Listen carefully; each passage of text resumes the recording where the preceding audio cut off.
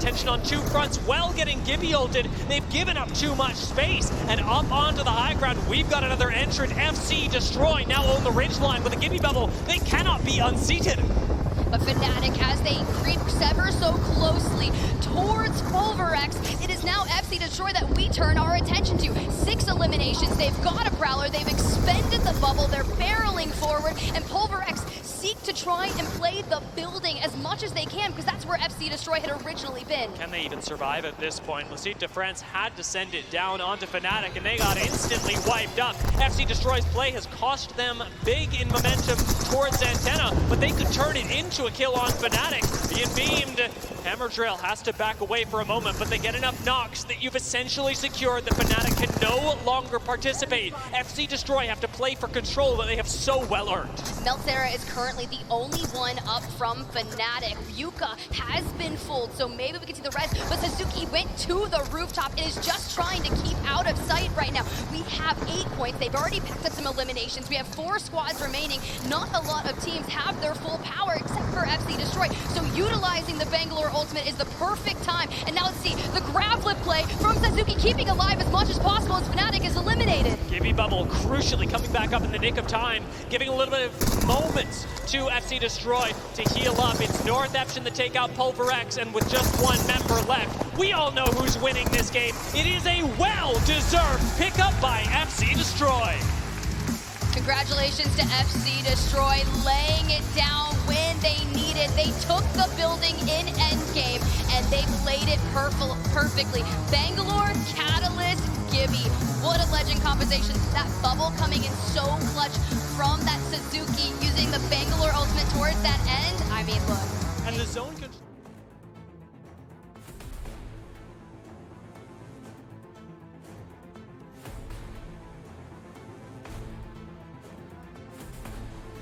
I mean, they are the only ones poised and ready. You can see in the mini-map on your upper left-hand side of the screen, they've already identified where KCP has positioned themselves in LCDF. They have a world of a mountain ahead of them. Look at all the space that KCP is working on taking, and yes, an evac tower in the distance are about gold, actually, but it doesn't matter. Zane's gonna shoot him, and we're looking at Duck Hunter right now. Unfortunately for Pioneers, this flank, even if it's by a squad that will ultimately die, is splitting their attention, letting teams like LCDF start to move up on them. In fact, Zane is committing so much attention over here that it could go very poorly for them. Element 6 have just gone down. We're into the top 5 squads, but Pioneers have to regroup and find a way to dissect this engagement. They are just sitting back, looking to find any amount of KB, nice. And Zane from a mile away with the R9 black hole going out, trying to capitalize on this. LCDF has fallen, and Gonvere might be next. They are. Yeah. Now we turn our attention to the final squad, Area 310, but this is all Zane, baby. Let's go, Zane! Absolutely incredible finish. What was that out of Zane? Being able to, we were on his perspective the whole time, essentially 1v6 in the final zone. I had doubts when Nasky told me that their plan really was just to use Zane as a bludgeon against other teams.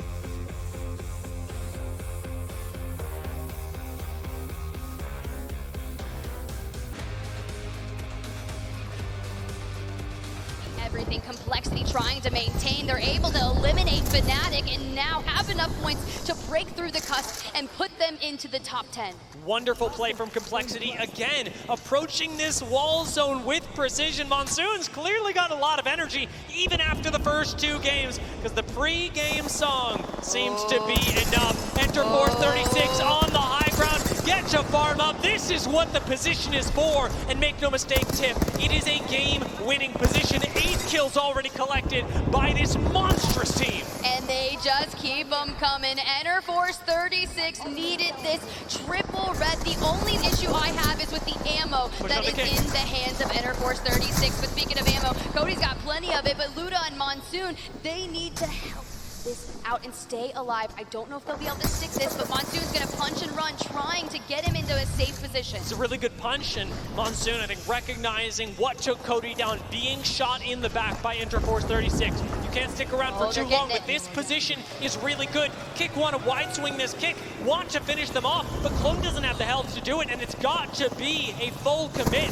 Cody's going to be able to heal up on the back, but Kick are bleeding out. Their indecision is killing them in wall, and they're gone just like that. 3 squads left. Complexity on the low ground, Enter Force on the high ground, and North Eption below them. And Cody's able to get that full heal up. They have their Bloodhound. Should they be smoked out, they can prioritize with the Bloodhound scan just for the information of the time being. But Enter Force 36, they have just a moment's notice before they will have to full jump out. The Dark Veil coming out because North Eption underneath them need to escape. But if they can wait it out on the high ground, the only thing is, Startified Esports, when they played high ground, they had a Jenny. That is the biggest difference here. There's no Watson on this roster. This is utter decimation. North Eption clinically take out Enter Force 36. Now have to deal with Complexity, who come up from below. Luda waits on the low ground, and Complexity are your champions, picking up a win in Game 3.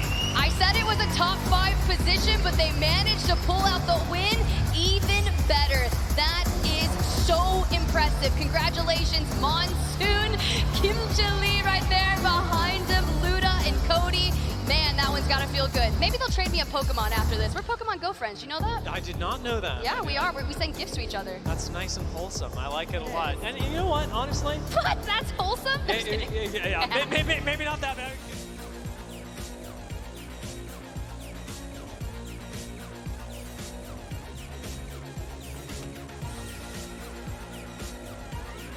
The squad and take the engagement with a second riddle order fight for their lives, but MDY have the tools to take them out. LQ takes a quick reset. Gibraltar Bubble still around, and importantly, the shield swaps keep MDY in it. Fantastic execution from them. The fact that Disguised is still alive, still in it, doesn't matter what utilities you take to the grab lift, prioritize your healing, evade from the abilities, and play this ridgeline that you were saying, this is a game-winning spot. Can they stave off a little bit longer? Pulverex have fallen. We're down to the final 3. MDY white, FNATIC on your right, and Disguised to the north. Who can actually take control right now, because the balance of power has shifted. FNATIC have so much put on Disguised that MDY have a good chance of being able to manufacture a win. Umi-chan is isolated, and again, DSG is taking up so much attention. FNATIC having so much respect are taking the wide swing, forcing DSG into MDY, and it's going to be the thing that changes this game. The fact that Disguised have full sent MDY white puts FNATIC in the power position. They can just push straight into the gimme bubble. Okay, Yuka, we see you able to grab a knock. Now to the final 2 squads. MDY white in front of them. I believe in a Yuka supremacy. I believe in FNATIC. I don't know if you can hear them, but the crowd is going crazy for FNATIC. They have so many fans in the arena, and seeing them take that engagement, as we said, the balance of power was so shifted, and as soon as DSG give in to FNATIC, understand they can no longer hold that position, they're putty in FNATIC's hands.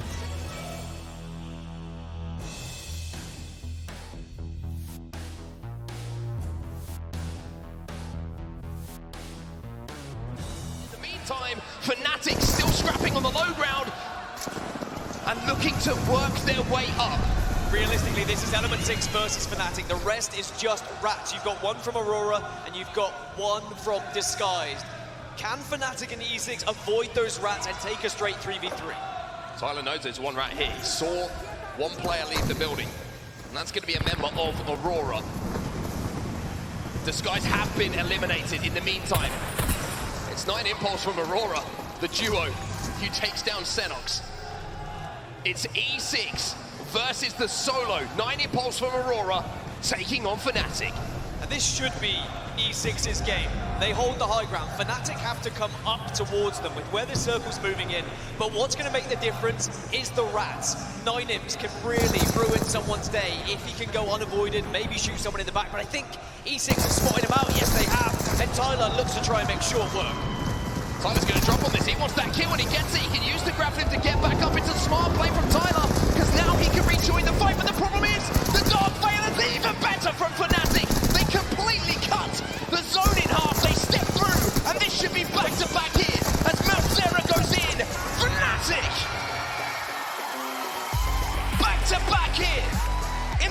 Elimination Bracket.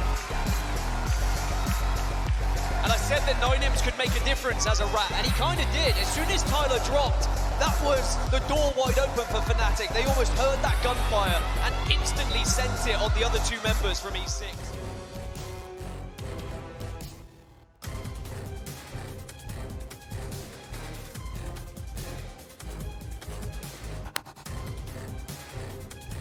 We want a little bit of this damage. Complexity still alive for the moment. EMP going down as well.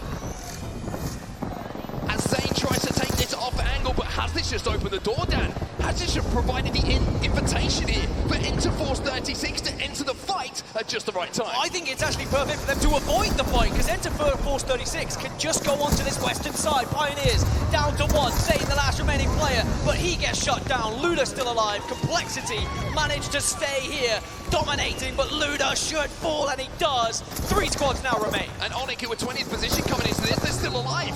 Enterforce 36 now making the contest on that high ground. They will take it away. They will command the top of this crane. Pulverix is still alive, by the way, as a 2. They took the northern side when Pioneers, they moved off of the north. And Onyx is still a 2-2. This is great for E36. Onyx have taken control of the zone. Enterforce 36, though, they have control of the height. And you'd be very surprised to maybe see E36 throw this away. By the way, Pulverix, Shunmi, F-Chat, no shields whatsoever to play with here. But still alive, so who cares? I mean, I've seen crazier things happen, but you'd imagine that this is unwinnable for Pulverix. And it should be extremely winnable for Enterforce 36, but this win could be enough to send them into Elimination Round 2, so there's no reason for them to take any risks here. You play this safe, you play this riskless, you ensure this victory. Aimbot with a digi-threat. Living up to his name right now as he's shredding through Raki on the low ground. Onyx Esports eliminated, and you said it was impossible for Pulverix? Well, if they could get a couple of shield swaps and something wacky happens, then maybe they can do it themselves. But Enterforce 36, they will fall. They will clean up the pieces. And E36 get the win on the board. E36 with what could be the most important victory that they've seen so far yet in their careers, as it could be enough to send them into Elimination Round 2, because with only 2 games left, there's only a...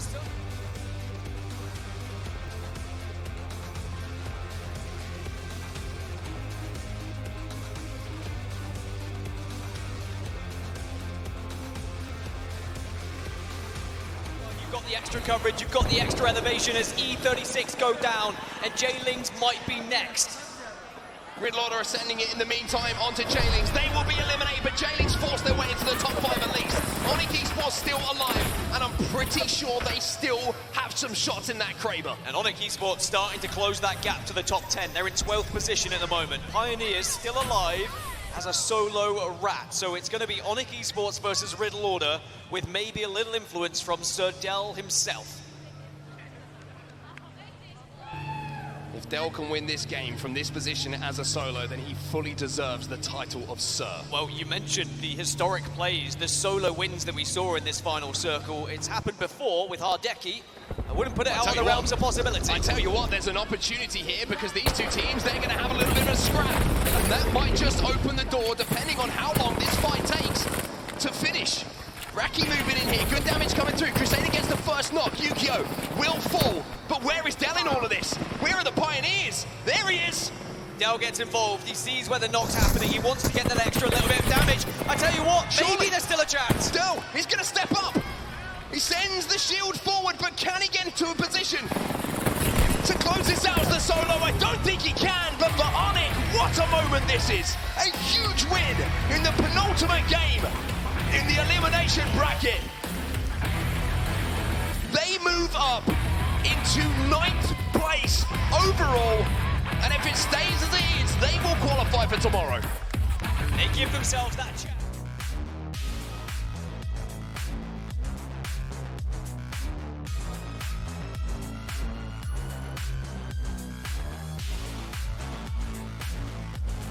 Against Pulverix. Pulverix holding 10th position at the moment.